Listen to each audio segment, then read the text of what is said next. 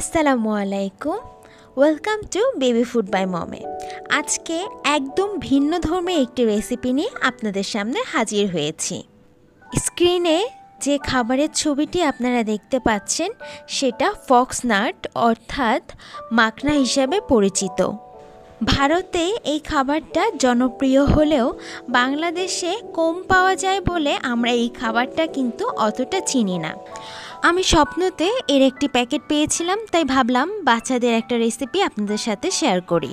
বিভিন্ন ধরনের বড় সুপার শপগুলোতে এই খাবারটা আপনারা প্যাকেটজাতকরণ অবস্থায় পেয়ে যাবেন। বাংলাদেশে এটা পদ্ম ফুলের বীজ অথবা মাখনা হিসেবে পরিচিত।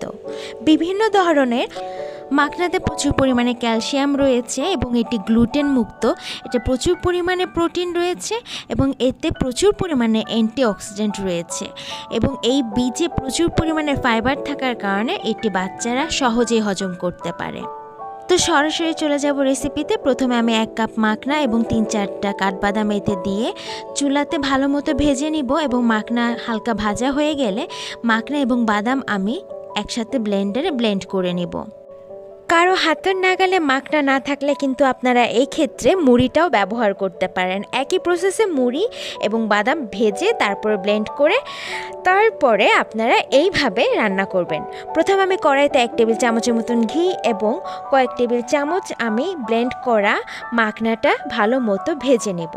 তারপর আমি 1 কাপ গরুর দুধ দিয়ে দিব। যাদের বাচ্চার বয়স 1 বছরের নিচে তারা কিন্তু এখানে পানিটা ব্যবহার করতে পারেন। মিষ্টি হওয়ার জন্য আপনারা চাইলে এখানে খেজুরের গুড় অথবা কিশমিশ অথবা খেজুরটা ব্লেন্ড করে ব্যবহার করতে পারেন। আমি এখানে সামান্য একটু আখের গুড় দিয়েছি। এই তো ব্যাস, বাচ্চার সকালে নাস্তার জন্য ঝটপট একটা রেসিপি বানালাম, তাই ভাবলাম আপনাদের সাথে শেয়ার করি। আশা করি আপনাদের এই রেসিপিটা ভালো লাগবে। ইনশাআল্লাহ সামনে আবারও হাজির হব নতুন কোনো রেসিপি নিয়ে। ততদিন পর্যন্ত ভালো থাকবেন।